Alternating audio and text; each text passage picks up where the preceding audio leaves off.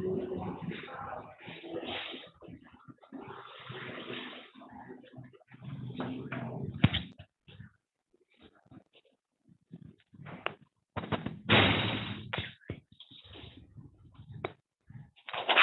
वालेकुम स्टूडेंट्स, आवाज आ रही है आपको मेरी?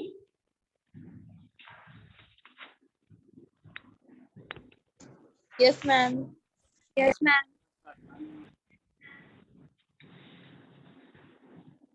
अच्छा चलिए बच्चों, मैं देखती हूँ एक्चुअली क्लासरूम में जो है वो पेपर हो रहा है, ठीक है। तो अगर मैं यहाँ पे ऑनलाइन इसको मैनेज कर सकती हूँ तो फिर हम ले लेते हैं, ठीक है।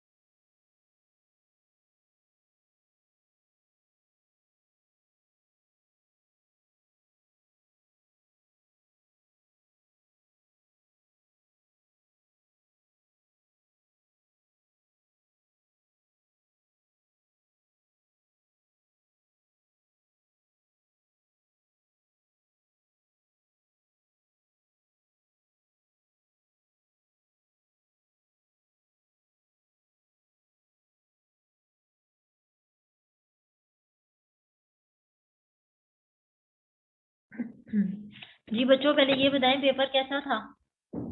इजी था या मुश्किल था?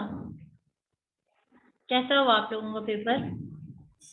मैम डायग्राम के अलावा तो सारा कुछ इजी था, डायग्राम तो समझ भी नहीं आ रही थी, मैंने पहले ही कहा था। चलो बच्चे, इतनी आसान डायग्राम भी नहीं आपको समझ आई? मैम नहीं ये नहीं कि मुश्किल थी, लेकिन लेबलिंग ही नहीं समझ आ रही थी। एक देखे इतना आसान पार्ट वो ऑस्टियोफाइट वाला, सारे कह रहे वो ऑस्टियोफाइट थे, इतना मैंने टाइम लगाया मुझे समझ ही बेटा नहीं मेरी आया। आप बात सुने, मैंने आप लोगों को क्या बताया था कि हमने 2-4 ही तो पैथोलॉजीज पढ़ी थी, 2-4 पढ़ी थी ना, तो उसी में से आना था सारा। अगर आपको पता चल जाता कि जहाँ जॉइंट स्पेस कम हो रही है वो क्या होता है बताएं जरा? वो ऑस्टियोआर्थराइटिस होता है। Yes ma'am. तो जहाँ ऑस्टियोआर्थराइटिस होता है बच्चे, वहां पे क्या होता है? वहां पे आपका ऑस्टियोफाइट ही बनता है, ठीक है। वहां स्पेसिस कम होती हैं। इतना तो आसान था बच्चों ये। अब इससे ज्यादा आसान आप मुझे बताएं लेवल क्या हो सकता है? मैम बहुत आसान आप लोग पेपर था, बहुत आसान पेपर था, लेकिन उसको समझ ही नहीं आ रही थी। ये देखिए इतनी बेसिक बात है, अब कोई भूल तो नहीं सकता कि ऑस्टियोफाइट बने होंगे, लेकिन नजर ही नहीं आ रहा था क्या करते। बच्चों, यही तो मैं आपको बता रही हूँ कि अगर आप देखें इसमें कंफ्यूज हो गए ना, तो फिर इसके बाद इससे ज्यादा और क्या इजी हो सकता है पेपर? आप ये देखें। एनीवेज, गर्ल्स गर्ल्स बताएं कैसा था बच्चों पेपर? अच्छा हुआ, अभी मैंने वैसे चेकिंग आपकी स्टार्ट नहीं की, यस मैम। लेकिन अब कुछ स्टूडेंट ने एक आध का मैंने देखा, उन्होंने कैल्केनियल फ्रैक्चर लिखा हुआ है बच्चों, हील्स पर था वो बेसिकली, और नीचे वाला ऑस्टियोआर्थराइटिस था, नी का ऑस्टियोआर्थराइटिस। चले एनीवेज, वो हम फिर इंशाल्लाह एक लेक्चर में उसका रिव्यू कर लेंगे पेपर का। अभी तो स्टूडेंट्स कम है। आज हमारा बेसिकली जो है वो फ्लोरोस्कोपी का लेक्चर है, ठीक है। ये लास्ट जो सेक्शन डी है वो फ्लोरोस्कोपी पढ़ चुके हैं, ठीक है। हमारा एक ही लेक्चर रहता था, दैट वाज बेसिकली फ्लोरोस्कोपी, तो उसको हम आज कवर कर लेते हैं। और इसके बाद फिर इंशाल्लाह जो हमारे नेक्स्ट लेक्चर्स होंगे वो रिवीजन लेक्चर्स ही होंगे, ठीक है बच्चों। और इसके अलावा आपकी क्लास पार्टिसिपेशन को मैंने कहा था कि हम क्विज में कर लेंगे, ठीक है। तो वो फिर हम नेक्स्ट क्लास में एक दफ़ा डिसाइड कर लेंगे कि किस तरह उसको लेके जाना है, ठीक है।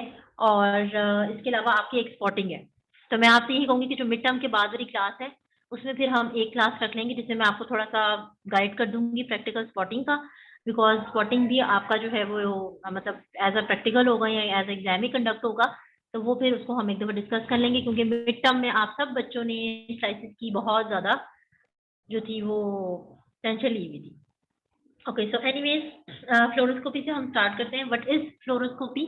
The fluoroscopy procedure is an imaging technique that gathers real-time moving image using a fluoroscope of internal structures of patients. Okay, so बच्चों फ्लोरोस्कोपी में बेसिकली क्या होता है, ये आप जो है वो रियल टाइम मूविंग इमेजेस ले रहे होते हैं। इसका क्या मतलब है कि आपको ये जो है वो बॉडी के अंदर के जितने भी फंक्शंस हैं वो इसके अंदर जो है वो आप उसको फ्लोरोस्कोपी के थ्रू जो है वो स्टडी कर सकते हैं। ठीक है, मतलब बेसिकली बॉडी के फंक्शंस को जो है वो हम फ्लोरोस्कोपी के थ्रू स्टडी कर सकते हैं और आपको एक लाइव जो है वो मूविंग और एक डायनामिक इमेज जो है वो फ्लोरोस्कोपी के थ्रू जो है वो पेशेंट के डिफरेंट स्ट्रक्चर्स का जो इंटरनल स्ट्रक्चर्स हैं उनका हमारे पास मिल रहा होता है। अगर आपको याद होगा जब हमने इंट्रोडक्शन टू द रेडियोलॉजी पढ़ा था तो उसमें मैंने आपको बताया था कि हमारे पास फ्लोरोस्कोपी और जो प्लेन रेडियोग्राफ्स हैं उसमें यही डिफरेंस है कि फ्लोरोस्कोपी में हमारे पास एक डायनामिक इमेज आता है, ठीक है, जबकि रेडियोग्राफ्स हमें क्या देते हैं, एक स्टैटिक इमेज दे रहे होते हैं। ठीक है, और उसके अलावा मैंने आपको ये भी बताया था कि फ्लोरोस्कोपी में जो हमारे पास रेज यूज हो रही होती है वो बेसिकली कौन सी होती है, एक्स रेज ही यूज हो रही होती है। ठीक है बच्चों, तो अब आपको ये मैंने एक एमसीक्यू भी दिया हुआ था कि अब आपको पता चल जाना चाहिए कि हर जो मोडेलिटीज हैं, डिफरेंट रेडियोलॉजी की जो मोडेलिटीज है उसमें डिफरेंट मोडेलिटीज में कौन कौन सी रेडिएशन जो है वो स्पेसिफिकली यूज हो रही होती है। ठीक है, सीटी में कौन सी हो रही होती है, एक्सरे में कौन सी है, फ्लोरोस्कोपी में कौन सी है, अल्ट्रासाउंड में कौन सी है, इन सब का आपको डिफरेंस जो है वो अब इसका आइडिया होना चाहिए। अगेन या आपके वाइवा एग्जाम दोनों के पॉइंट ऑफ व्यू से जो है वो इम्पोर्टेंट है। Okay, so we will discuss, अच्छा जी हम ये नहीं पढ़ेंगे, एक्चुअली लास्ट दूसरे ही सेक्शन वाला लेक्चर है। We will discuss the introduction to the fluoroscopy. ठीक है जी, इसके क्या डिफरेंट कंपोनेंट्स हैं फ्लोरोस्कोपी के, इसका क्या प्रिंसिपल है, जैसे बाकी सारे हमने जो है वो रेडियोलॉजिकल जो मोडेलिटीज हैं उनका प्रिंसिपल पढ़ा था, इसी तरह से फ्लोरोस्कोपी की क्या बेसिक इंडिकेशंस होती है, क्या ऐसी कंडीशन है जिसमें हम पेशेंट को फ्लोरोस्कोपी रिकमेंड कर सकते हैं, कौन सी ऐसी कॉन्ट्रा इंडिकेशन है जब हम फ्लोरोस्कोपी को प्रेफर नहीं करेंगे और इसके क्या risks and cost. Okay, so the primary function of the fluoroscopy is to perform the dynamic study. ठीक है बच्चों, तो सबसे पहली लाइन ही ये है जो मैंने अभी आपको बताया है, डायनामिक स्टडी, यानी कि आपने डायनामिक इमेज हम इसके अंदर लेंगे, मूविंग इमेज हमें इसके अंदर नजर आएगा, एक लाइव मूविंग चलता हुआ आपको बॉडी के किसी भी स्ट्रक्चर का इमेज जो है वो ड्यूरिंग प्रोसीजर जो है वो नजर आ रहा होगा। Which means the fluoroscopy is used to visualise the motion of internal body structures and fluids. ठीक है, कि आपकी बॉडी के जितने भी फ्लूइड्स हैं और जितने भी स्ट्रक्चर्स हैं, ठीक है, वो सारे आपको मूव होते नजर आएंगे। जैसे कि अगर हम ब्लड है तो वो हमें मूव होता नजर आएगा। अब बच्चों आपने इसको थोड़ा सा कंफ्यूज नहीं करना पेट स्कैन के साथ, ठीक है, जो हमने पढ़ा था बेसिकली न्यूक्लियर मेडिसिन के अंदर, वो मेटाबॉलिक रेट स्टडी कर रहा होता है, फिजियोलॉजिकल चेंजेस बॉडी के अंदर आ रही होती हैं, जो टिश्यू के अंदर कंपोजिशन चेंज हो रही होती है, वो सारा स्टडी कर रहा होता है। ठीक है, और फ्लोरोस्कोपी क्या करिए कि जो आपके बॉडी के स्ट्रक्चर्स हैं उनकी आपको एक मूविंग इमेज दे रही है और जो फ्लूइड्स हमारी बॉडी के अंदर मूव कर रहे हैं उनका एक आपको डायनामिक इमेज जो है वो दे रही होगी। Fluoroscopy provides real time and moving images of the inside of the body. ठीक है, रियल टाइम इमेज का यही मतलब है कि आपका एट द स्पॉट आपको सामने जैसा ही पेशेंट के बॉडी के अंदर का इमेज होगा वो आपको उसी तरह का जो है वो स्क्रीन के ऊपर नजर आ रहा होगा। The insertion of different type of contrast media to highlight the internal anatomy and placement of catheter is observed during fluoroscopic procedures.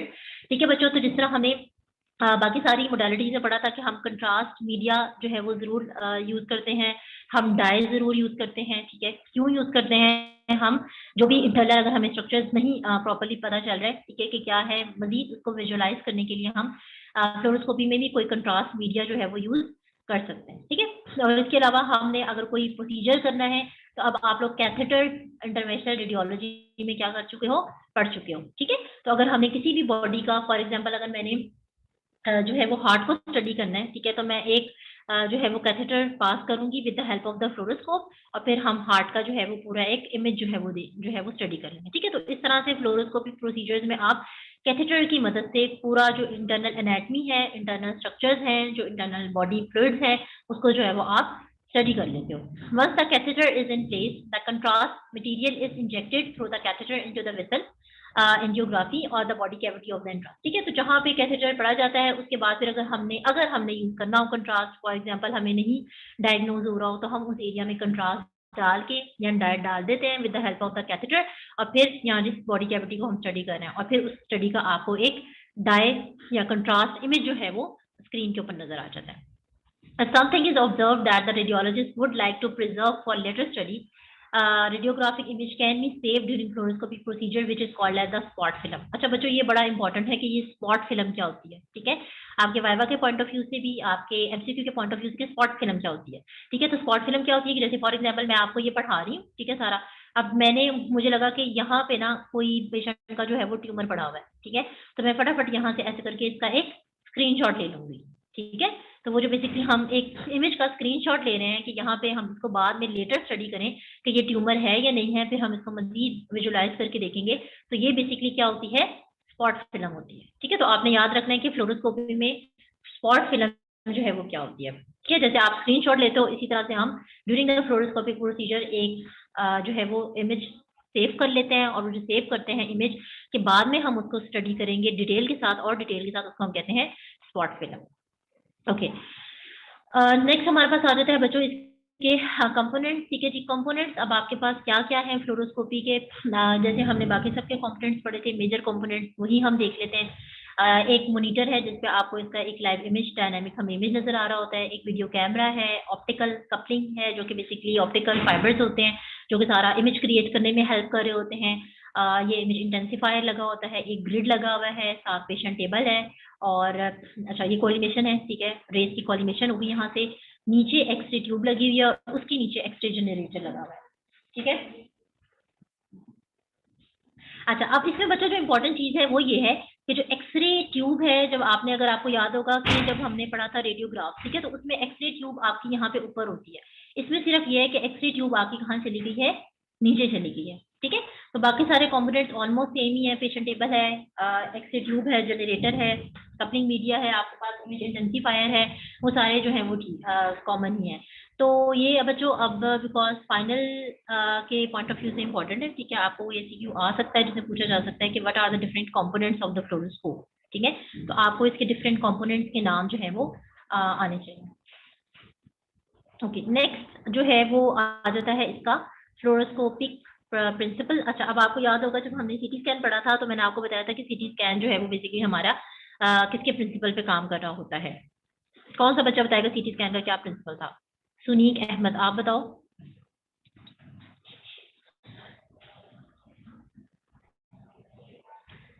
जी बेटा सुनीक, आप क्लास में प्रेजेंट है? Any volunteer? हाँ ठीक है। तो जिस तरह से हमने उसका प्रिंसिपल पढ़ा था, इस तरह से हम इसका भी प्रिंसिपल अब देख लेते हैं कि फ्लोरोस्कोपी जो है वो किसके प्रिंसिपल पे काम कर रही होती है। बहुत डिटेल में बच्चों हम नहीं जाएंगे, इसमें आप सिर्फ दो बातें याद रखें, एक है फाइबर ऑप्टिक्स और एक है इसके अंदर लेंस सिस्टम, ठीक है।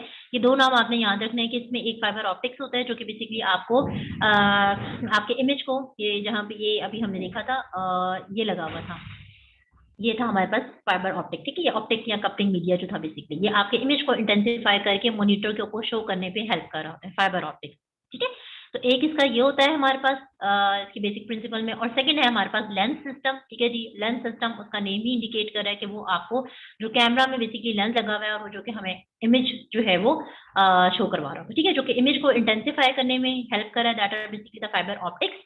और जो लेंस सिस्टम है वो बेसिकली आपके इमेज को जो है वो मॉनिटर पे शो कर रहा होता है। तो इसका अगर आपसे प्रिंसिपल पूछा जाता है कि इसका बेसिकली हमारे पास क्या प्रिंसिपल है, तो आप कहेंगे कि इसमें दो हमारे पास जो है वो मेजर कंपोनेंट्स होते हैं इसके प्रिंसिपल में। एक होता है फाइबर ऑप्टिक्स इमेज इंटेंसिफाई करने के लिए, और एक होता है लेंस सिस्टम जो कि इमेज को आपको मॉनिटर पे शो करने में हेल्प कर रहा होता है, ठीक है। और उसके अलावा इसमें हमारे पास यूज जो हो रही होती है वो बेसिकली एक्सरेज यूज हो रही होती है, और एक्सरे जनरेटर जो है वो इसके अंदर लगा हुआ होता है। ओके, अच्छा जी बच्चों, कंपोनेंट्स हो गए, इसका प्रिंसिपल हो गया। अब हम नेक्स्ट देख लेते हैं कि इसकी मेजर एप्लीकेशंस जो हैं वो आपके पास क्या क्या है, ठीक है। वेरिएंट स्वॉलोज में, मील्स एंड एनिमास में हम इसको यूज कर सकते हैं।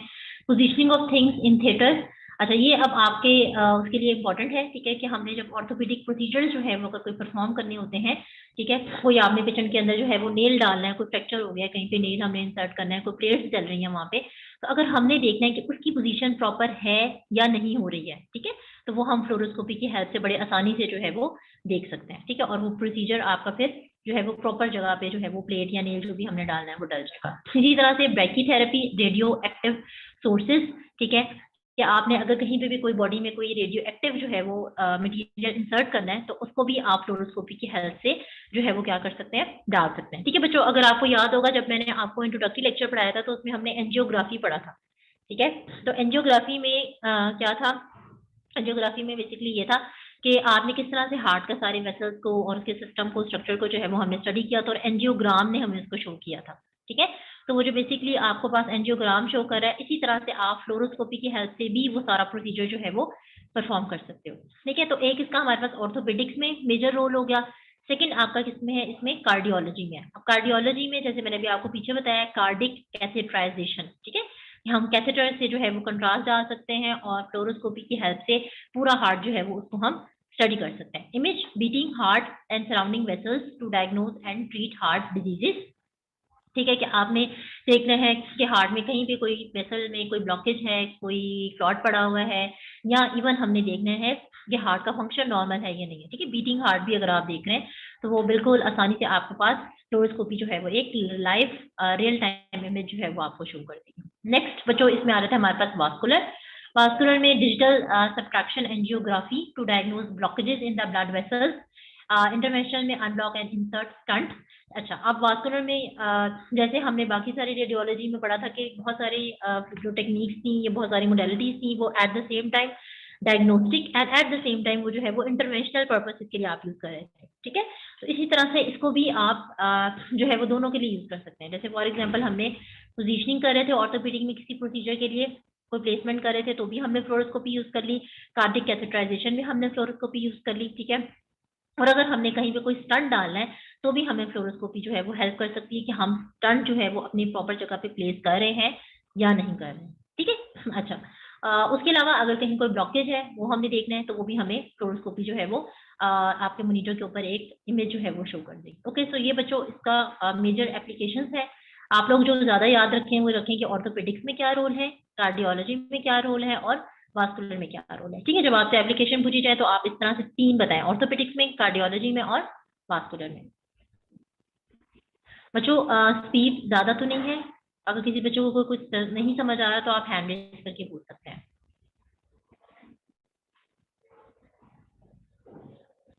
अच्छा जी, हो गया इसका बच्चों इंट्रोडक्शन, कंपोनेंट्स पढ़ लिए हमने, उसके बाद इसका प्रिंसिपल हो गया and then we study the application. अब इसका हम देख लेते हैं बच्चों के इंडिकेशंस क्या है। ठीक है, अब अगेन जैसे आप लोग मुझसे पूछ भी रहे थे मिड टर्म में कि मैम इंडिकेशंस जो है वो मिक्स हो जाती हैं, और आपको मैंने एक एमसीक्यू दिया हुआ था दैट वाज कि अगर हमें नी के एक्सरे, अगर कोई पेशेंट की एक्यूट नी की इंजरी हो जाती है तो हम कब एक्सरे जो है वो इंडिकेटेड होता है। ठीक है, तो जरा मुझे बताएं आप लोगों ने क्या आंसर लगाया है।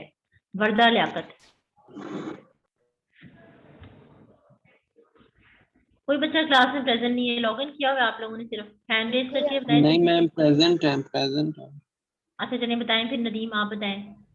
मैम वो 90 लगाया था। हाँ 90 था उसका आंसर, शाबाश। ठीक है, तो बच्चे देखिए अब वो था कि अगर पेशेंट एक रेंज तक नहीं जा रहा, ठीक है, तो अब आपको ये बात समझ आ गई कि इंडिकेशंस में कुछ जो है वो स्पेसिफाइड इंडिकेशंस भी होती हैं। ठीक है ना, अब आपने नी की काफी सारी इंडिकेशन पढ़ी थी, लेकिन ये एक स्पेसिफिक इंडिकेशन थी नी के एक्सरे के लिए। तो इसी तरह से जो कॉमन इंडिकेशन है वो तो ठीक है, बट जो डिफरेंट इंडिकेशन होती है उसमें आप लोग जरूर देखा करें कि एक कौन सी इंडिकेशन है जो कि स्पेसिफिकली इस प्रोसीजर के लिए जो है वो लिखी गई है। So fluoroscopy is used in many types of examinations and procedures. And orthopedic procedures such as manipulation of broken bones in fracture reduction or insertion of implants and checking appropriate positioning or alignment such as barium X-ray studies, cardiac catheterization, arthrography, visualization of a joint or joint. Okay, so angiography हम पढ़ चुके हैं। यहाँ पे जो different term है that is आर्थ्रोग्राफी। Arthro क्या होता है, जॉइंट, और ग्राफी उसकी एग्जामिनेशन। ठीक है, तो अब ये आपका बच्चों यहाँ पे ये देखें कि एमसीक्यू बन सकता है कि विजुअलाइजेशन ऑफ अ जॉइंट जो है वो क्या होता है। तो अब आप इसको एंजियोग्राफी ना कर दीजिएगा, this is basically the orthography. सो हमें फ्लोरोस्कोपी किस में हेल्प कर रही है, आर्थोग्राफी में हेल्प कर रही है। ठीक है, हम जॉइंट्स को स्टडी कर सकते हैं, देख सकते हैं। आप ये देखें फॉर एग्जाम्पल, ये नीचे एक इमेज मैंने अटैच किया हुआ है। ठीक है, और ये देखें ये हमारे पास बेसिकली हमने जो है वो कोई भी कैथेटर वगैरह डाला, यहाँ पे हमने इससे कंट्रास्ट इंजेक्ट किया और ये कंट्रास्ट के साथ आपके पास एक फ्लोरोस्कोपिक इमेज जो है वो नजर आ रहा है। ठीक है, अब हमने फॉर एग्जांपल देखना था ये हमारे पास कौन सा जॉइंट है, बताएं जरा आप लोगों की। एक तो एनाटॉमी बड़ी वीक है कौन सा बच्चा बताएगा? जल्दी से बताएं, शाबाश। आप बताएं। नुमान प्रेजेंट है ना क्लास में? नुमान। मैम हिप जॉइंट है। हाँ जी, हिप जॉइंट है। आप लोग बच्चों एक्चुअली मेजर पॉइंट्स आप लोगों को आते नहीं है, तो जरा देख लिया करें और नेट भी थोड़ी सी अपनी रिवाइज करें। एनीवेज, अब देखिए फॉर एग्जांपल अगर हम कहते हैं कि नेक ऑफ द फीमर का फ्रैक्चर हुआ था और हमने उसको स्टडी करना था, तो बड़े इजीली हमें कंट्रास्ट डाल के हम इस तरह से फ्लोरोस्कोपी से इमेज देखा और हमें ये नजर आ जाएगा। सो जहाँ पे हमने कोई फ्रैक्चर है उसको आप देख सकते हैं। हमने रिडक्शन करनी है फ्रैक्चर के बाद, ओपन रिडक्शन, इंटरनल फिक्सेशन हमने कोई करनी है, वहाँ पे कोई स्टंट डालना है, ठीक है, कोई आपने वहाँ पे इम्प्लांट करना है किसी तो जो है वो उसके लिए आप इसको यूज कर सकते हैं, ठीक है। और कार्डिक कैथेटराइजेशन हम ऑलरेडी पढ़ चुके हैं। तो बच्चों अब ये आपसे अगर फ्लोरोस्कोपी के इंडिकेशन पूछी जाए तो आपने ये जो एप्रोप्रिएट वर्ड्स मैंने यहाँ पे यूज किए हैं ये सारे आपने बताने हैं। Okay, next, lumbar puncture, placement of IV catheters, hollow tube inserted into the veins और आर्टरी। ठीक है बच्चों, अब आप लोगों ने अगर कभी देखा हो जब हम पेशेंट को स्पाइनल एनेस्थीसिया दे रहे होते हैं, ठीक है, तो बहुत सारी जगहों पे तो ये होता है कि एक सिंपल एनेस्थीसिया वाला जो है वो सर्जन आके पेशेंट को आईवी दे देता है और एनेस्थीसिया हम लगा देते हैं, ठीक है, L3 या L4 लेवल पे। लेकिन कुछ जगहों पे इस तरह भी होता है कि यहाँ जब आप अभी प्रैक्टिस में होते हैं, सीख रहे होते हैं, अभी आप एक्सपर्टाइज नहीं होते, तो तब आप फ्लोरोस्कोपी के हेल्प से भी देख सकते हैं कि हम जो है वो अगर पेशेंट को आईवी लगाने लगे हैं, ठीक है, तो हम एग्जैक्ट जगह पे उसको प्लेस कर रहे हैं या नहीं प्लेस कर रहे हैं, ठीक है। या अगर हमें लंबर पंक्चर करना है और वहां से हमने फ्लूइड लेना है, CSF की एग्जामिनेशन करनी है, तो वो भी एग्जैक्ट लोकेशन पे आप उसका पंक्चर कर रहे हैं या नहीं कर रहे हैं, ठीक है, क्योंकि अगर वहां डैमेज हो जाएगा तो आप फिर स्पाइन के लिए जो है वो रिस्की हो सकता है। सो अगेन फ्लोरोस्कोपी आपको लंबर पंक्चर में भी हेल्प कर रही है, आईवी कैथेटर्स डालने के लिए भी हेल्प कर रही है, स्पाइनल एनेस्थीसिया में भी हेल्प कर सकती है। Fluoroscopy may be used alone as a diagnostic procedure or may be used in conjunction with other diagnostic or therapeutic media or procedures, ठीक है। तो फ्लोरोस्कोपी जैसे मैंने भी आपको शुरू में बताया है, बाकी सारे प्रोसीजर्स की तरह इसको हम डायग्नोस्टिक के लिए भी यूज कर सकते हैं, इनके खाली डायग्नोसिस बनाने के लिए भी यूज करते हैं। हमने देखना है कि जी फ्रैक्चर हुआ हुआ है, हमने वहां पे कंट्रास्ट डाला और देख लिया, ठीक है। या आप क्या कर सकते हैं कि एट द सेम टाइम आपने वहां देख लिया कि फ्रैक्चर है और अब हमने यहाँ पे नील डालना है, ठीक है, तो हमने किस एग्जैक्ट लोकेशन के ऊपर नील डालना है वो भी आपको फ्लोरोस्कोपी दिखा देगी। So at the same time diagnostic भी हो गया और एट द सेम टाइम भी हमारे पास इसने थेरापेटिक के लिए जो भी है हेल्प कर दिया। Okay, in barium X-rays, fluoroscopy used alone allows the doctor to see the movement of the intestine as the barium moves through them and allows the doctor to position the patient for spot imaging.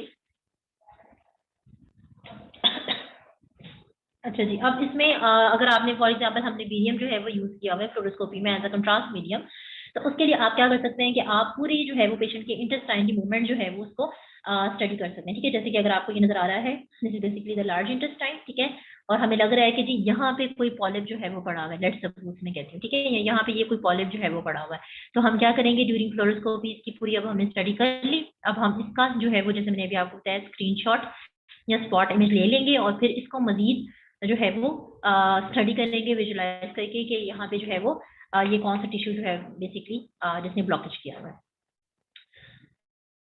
Okay, next जो है वो cardiac catheterization, जो कि भी हम पहले पढ़ चुके हैं। Fluoroscopy is used is an adjunct to enable the doctor to see the flow of the blood through the coronary arteries in order to evaluate the presence of the arterial blockages, ठीक है बच्चों, अभी हम पढ़ चुके हैं कि आप किसी भी एक कैथेटर को जो है जो बॉडी में इंसर्ट कर रहे होते हैं, तो अब हमने उस कैथेटर की पोजीशन भी देखनी है अगर कि वो प्रॉपर हम डाल रहे हैं या नहीं डाल रहे हैं उसको, ठीक है, और वो हार्ट तक जो जा रहा है, तो उसको फिर हमें फ्लोरोस्कोपी हेल्प करेगी उस कैथेटर को वहां से पास करने के लिए कार्डिक एरिया तक, ठीक है।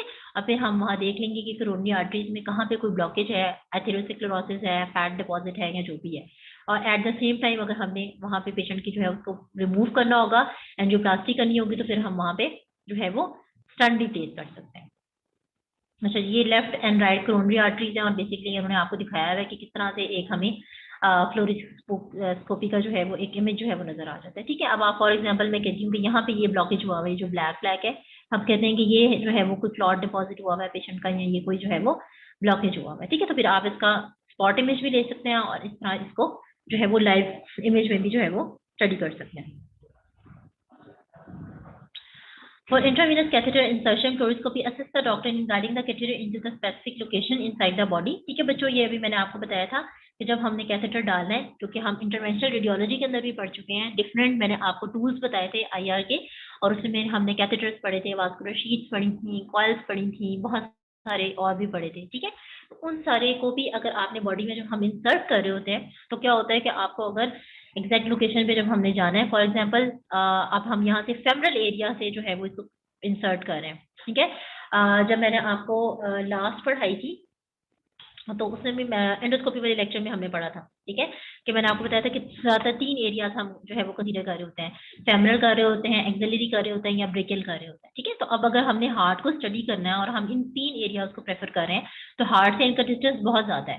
ठीक है ना, तो अब हमें ये देखना है कि कैथेटर जो है वो यहाँ से हार्ट तक एग्जैक्ट लोकेशन में जा रहा है या नहीं जा रहा, जो हमारा एरिया ऑफ इंटरेस्ट है वहां तक जा रहा है या नहीं जा रहा। तो आपको फ्लोरोस्कोपी जो है वो आप उसके अंडर फ्लोरोस्कोपिक एग्जामिनेशन पेशेंट का जो है वो कैथेटर पास कर लेंगे। जब पेशेंट का कैथेटर वहां पे पहुंच जाएगा तो फिर आपको पता चलेगा कि जब कैथेटर चला गया, अब आपने अगर कंट्रास्ट डालना है तो कंट्रास्ट डाल दें, अगर आपने वहां पे जो है वो कैथेटर डालना है तो आप कोई और टूल इंसर्ट करके वहां पे जो है वो जो है वो जो भी स्टंट डालना है स्टंट डाल दें, वहां पे आपने कोई कॉइल डालनी है तो कॉइल डाल दें।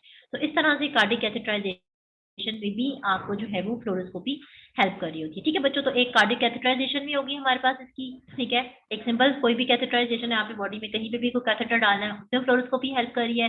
फिर इसी तरह से आपने बॉडी के किसी भी इंटरनल एरिया का किसी भी कैविटी को स्टडी करना है, वहां पे जो है ये बहुत ज्यादा कॉमन है, जैसे मैंने आपको बताया बेरियम एक्सरेज है, और उसके अलावा लंबर पंक्चर में इंपॉर्टेंट है, और एक और हमने किसमें पढ़ा है, ऑर्थोपेडिक प्रोसीजर्स। ठीक है, आपका ज्यादातर इंट्रैक्शन जो है बीइंग का DPD या बीइंग का फिजियोथेरेपिस्ट, आपका जो है वो ये ऑर्थोपेडिक प्रोसीजर्स में ज्यादा इसका जो है वो आपको नजर आएगा। ठीक है, जो हमारे ऑर्थोपेडिक डिपार्टमेंट्स होते हैं उसमें ये बहुत ज्यादा यूज हो रहा है। ठीक है, स्पेशली जो आपकी OTs होती हैं ऑर्थोपेडिक की, उसमें इसका हम जो है वो बहुत ज्यादा यूज कर रहे होते हैं।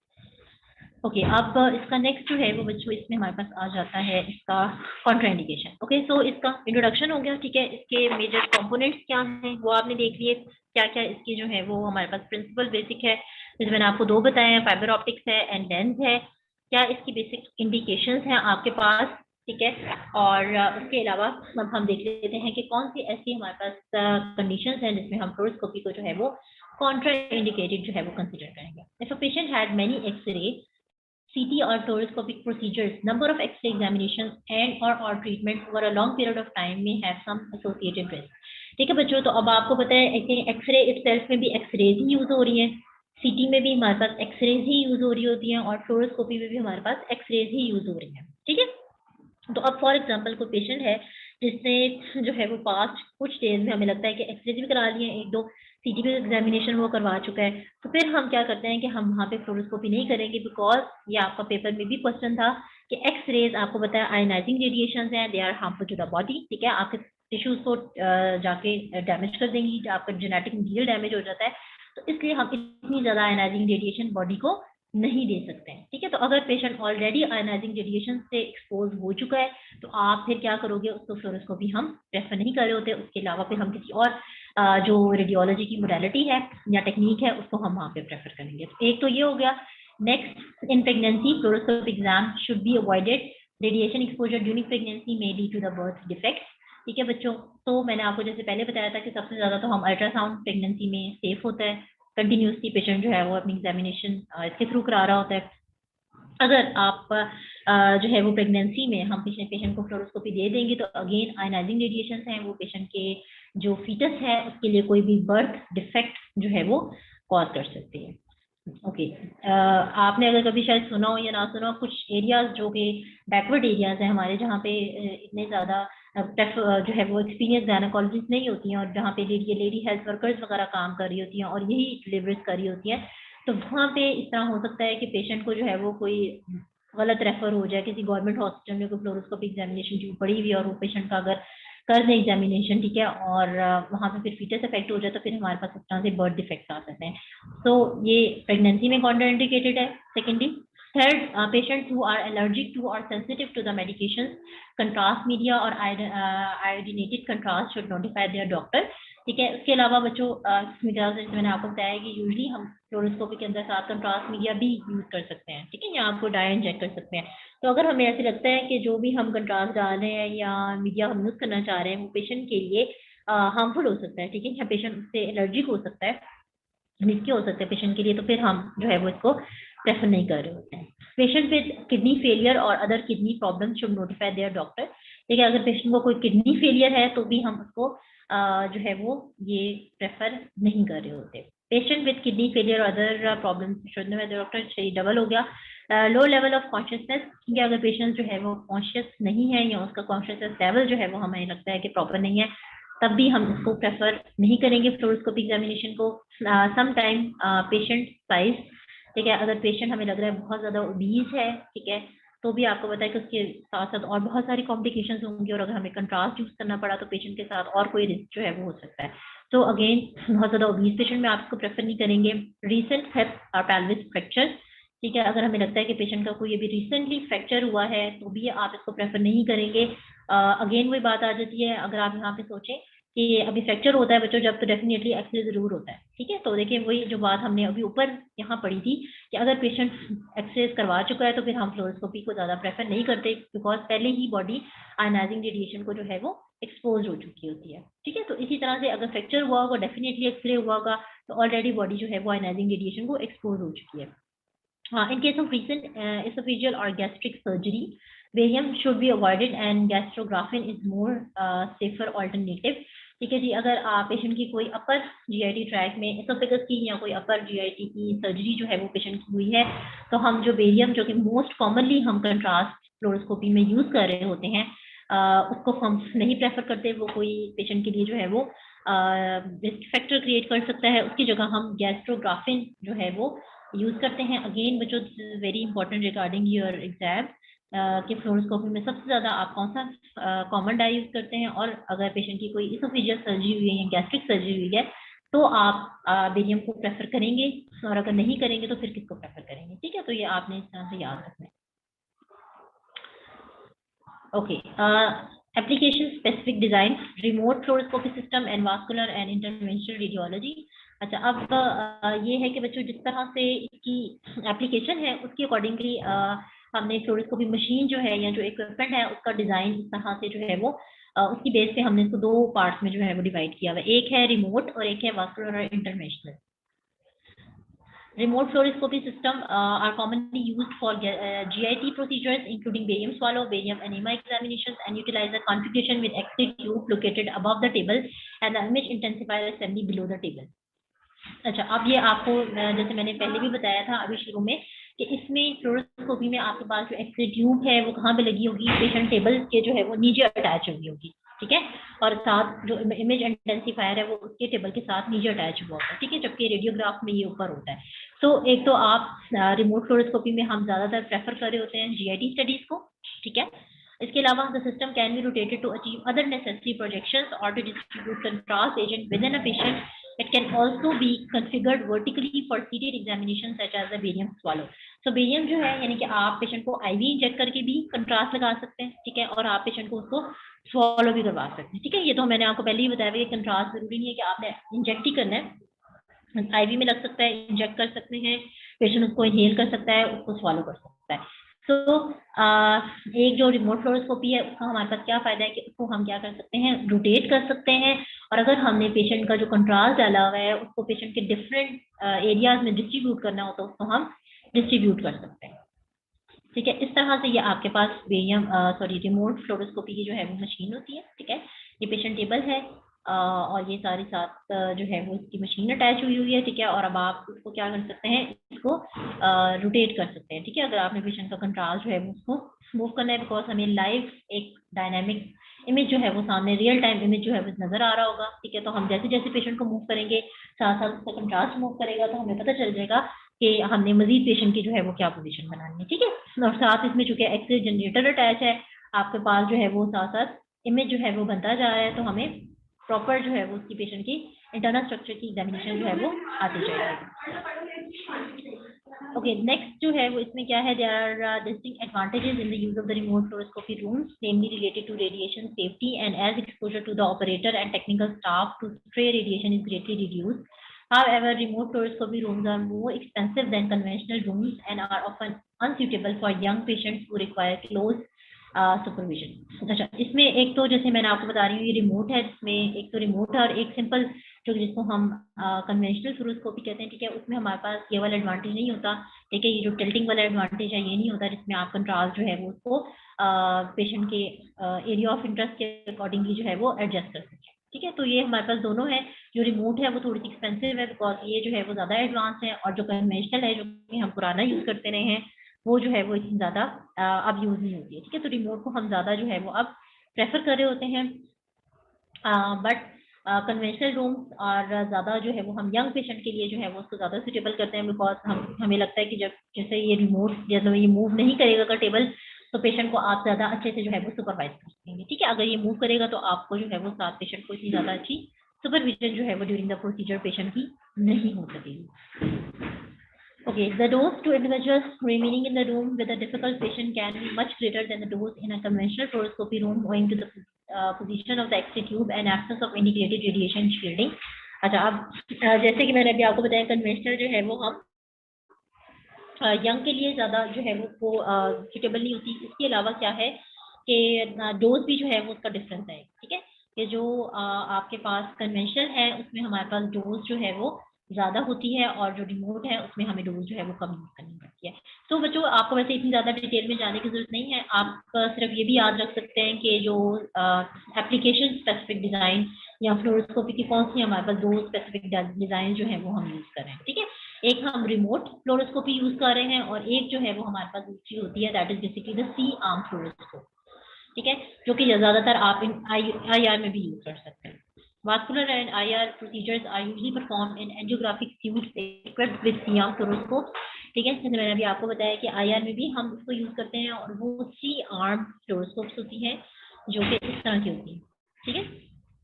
ये C-arm फ्लोरोस्कोपी है. बाकी सारा कुछ वही है, आपके पास कंट्रोल पैनल लगा हुआ है, पेशेंट का टेबल है, एक्सरे सोर्स है, इसमें मॉनिटर साथ अटैच हुआ है, इमेज इंटेंसिफायर है आपके पास, ठीक है. यहाँ पे ऑप्टिकल कपलिंग होगी, साथ इसके अंदर लेंस भी अटैच हुआ होगा.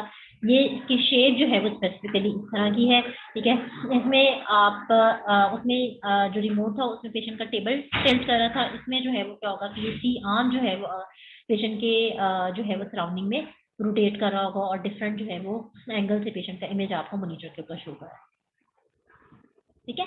तो ये basically C arm fluoroscope comprises a mechanically coupled X ray tube with image receptor, ठीक है. जो मैंने आपको बताया कि इसमें एक्सरे ट्यूब भी है, इमेज इंटेंसिफायर भी है, या इमेज रिसेप्टर लगा होता है. The X ray tube and image receptor rotate about a single point called as isocentre that remains at the centre of the field of view when the C arm is rotated, ठीक है. ये आपकी x ray tube है, ये attach हुई है, ठीक है. अब ये आपका जो सी आर्म है ये रोटेट करेगा पेशेंट के अकॉर्डिंग, ठीक है.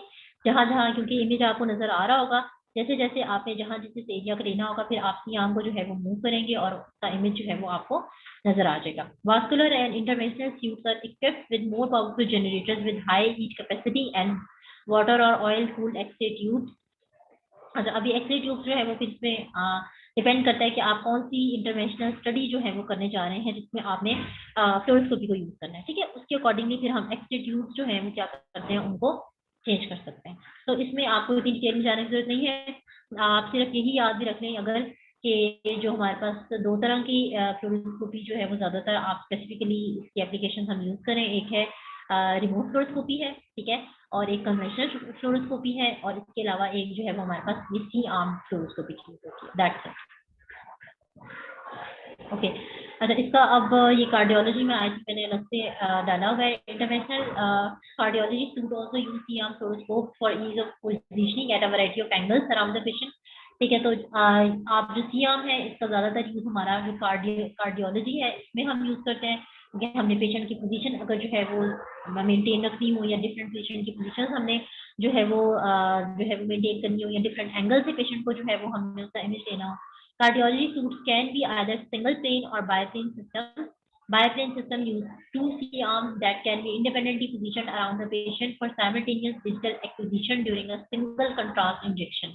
अच्छा, अब इसमें जो है वो हमारे पास सिंगल प्लेन और बाय प्लेन सिस्टम भी हो सकता है। मतलब एक तो हो गया हमारे पास कौन सा, रिमोट फ्लोरोस्कोपी, एक हो गई हमारे पास कौन सी, कन्वेंशनल, एक हो गई हमारे पास कौन सी, सियाम फ्लोरोस्कोप हो गया। ठीक है, तो अब जो सियाम फ्लोरोस्कोप है उसमें फर्दर हमारे पास दो तरह के प्लेन सिस्टम है, एक सिंगल प्लेन सिस्टम है और एक बाय प्लेन सिस्टम है।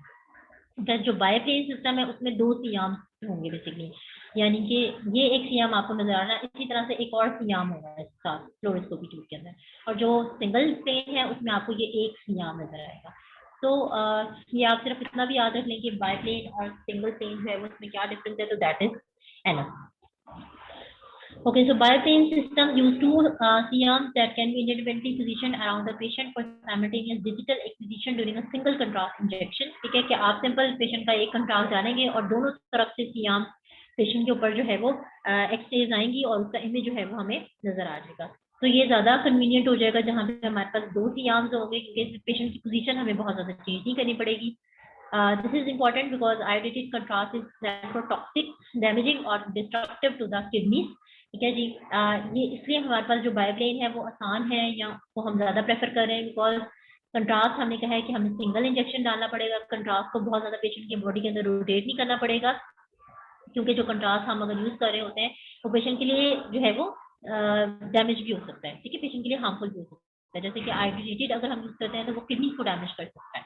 ठीक है, अभी हमने ऊपर पढ़ा था कि अगर पेशेंट की कोई किडनी का मसला है तो तभी हम फ्लोरोस्कोपी को जो है वो फिर कॉन्ट्राइंडिकेटेड कर रहे होते हैं। ठीक है, तो वो एक रीजन ये भी हो सकता है कि जो आप कंट्रास्ट यूज कर रहे हैं वो जाके पेशेंट की किडनी को जो है वो डैमेज ना करे। And the total volume of the contrast that can be administered is limited by the patient body mass.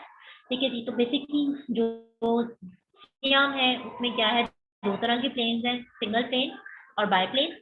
By plane को हम ज्यादा प्रेफर करते हैं, क्यों, क्योंकि इसमें हमारे पास सिंगल इंजेक्शन कंट्रास्ट हम यूज करते हैं, हमें मल्टीपल की जो है वो जरूरत नहीं पड़ती। ठीक है, और आपको जो है वो ये इंडिपेंडेंटली पेशेंट की पोजीशन जो है वो हम सेट कर लेते हैं और इजीली उसको यूज कर लेते हैं। ठीक है, और ज्यादातर हम इसको जो कार्डियोलॉजी है, ठीक है, उसमें जो है वो ज्यादा जो है वो यूज कर रहे होते हैं।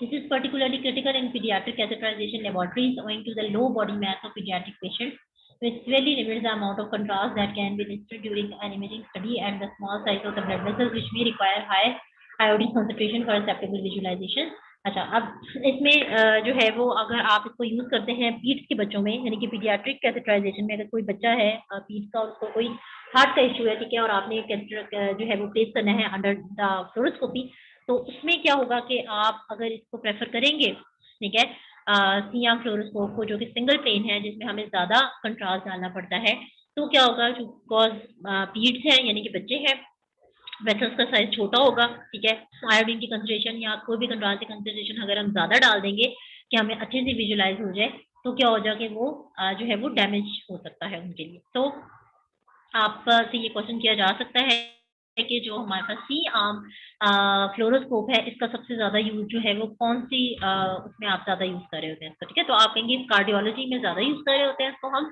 और जो पीडियाट्रिक कैथेटराइजेशन है उसमें हम इसको जो है वो ज्यादा प्रेफर नहीं करते, बिकॉज वहाँ पे ये क्रिटिकल हो जाता है small size of the blood vessels की वजह से, और हमें जो कंट्रास्ट है वो अगर ज्यादा डालना पड़ेगा तो क्या होगा कि वो जो है वो उनकी बॉडी के लिए हार्मफुल हो सकता है। अच्छा, ये आपको एक basically retrograde pyelogram shows rounded filling defects in many calluses representing the papillary necrosis। ठीक है जी, ये किडनी का बेसिकली आपको कैलिसिस जो है वो दिखाया गया है, जिसमें हमारे पास पेपिलरी ये नेक्रोसिस जो है वो हुआ हुआ है। ठीक है, इस तरह से आपको कंट्रास्ट डाल के ये एक इमेज जो है वो शो किया गया है। अच्छा, ये हम ऑलरेडी जो है वो देख चुके हैं। ठीक है, जैसे कि अभी हमने देखा था कार्डियक कैथेटराइजेशन में ब्लॉकेज कोरोनरी आर्टरी का, आप इस तरह से जो है वो देख सकते हैं।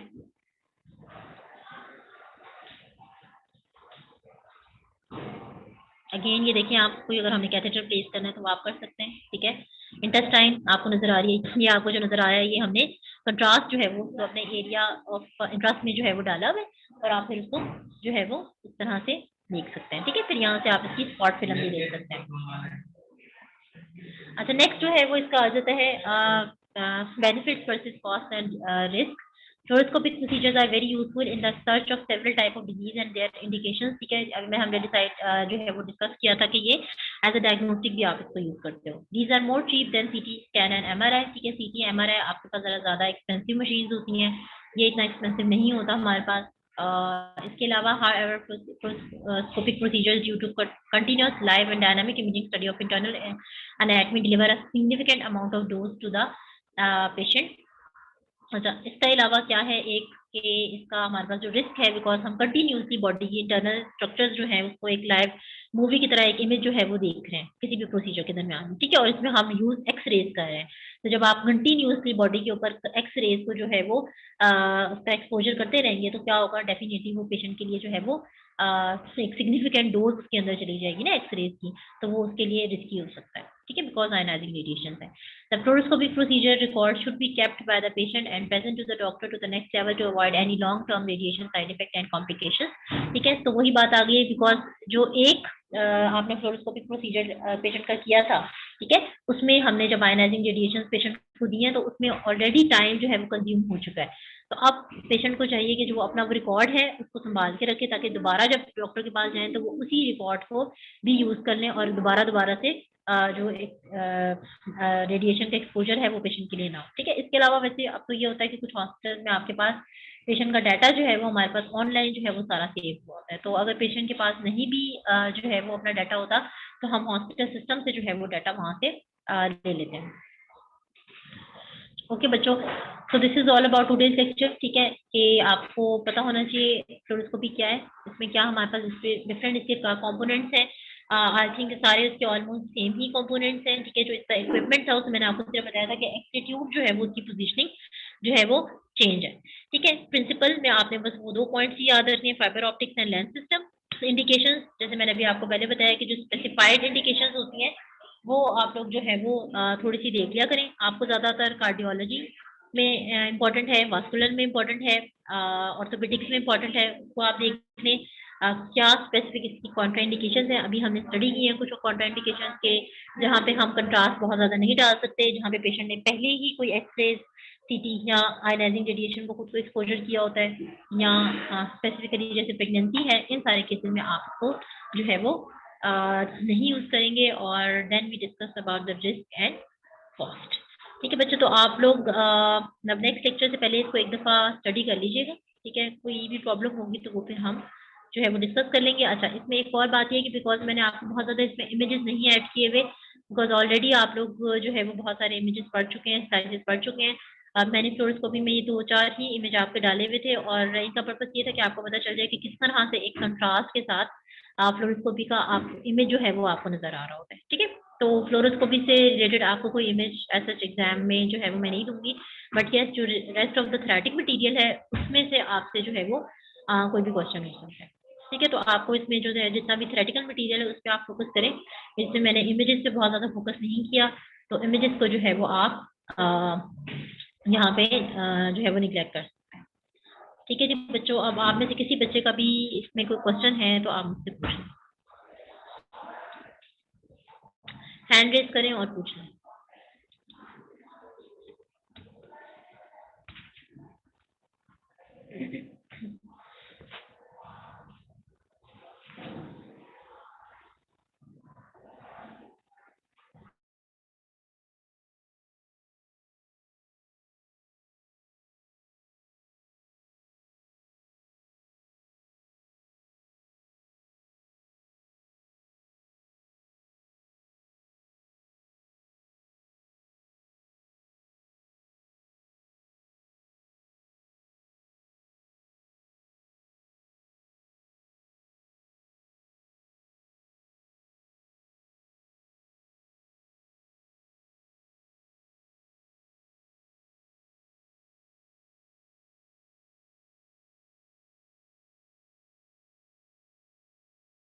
चलें, किसी स्टूडेंट का क्वेश्चन नहीं है बच्चों, आप बस स्पॉटिंग और जो आपके सीपी का वाला जो क्विज है उसकी सारी अनाउंसमेंट में जो है वो एलएमएस पे कर दूंगी। ठीक है, तो वो फिर आप लोग वहां से देख लीजिएगा। और इसके अलावा फिर एक क्लास हम रख लेंगे, अगर आप लोगों ने पेपर रिव्यू करना होगा तो वो भी अंदर जो है वो डिस्कस करेंगे।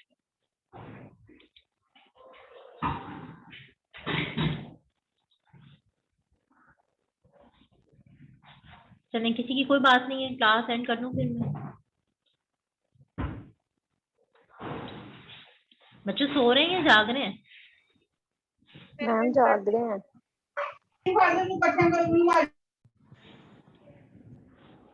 चलें ठीक है, ओके फाइन, ठीक है, फिर मैं क्लास एंड कर देती हूँ। ओके बच्चों, टेक केयर एंड अल्लाह हाफ़िज़।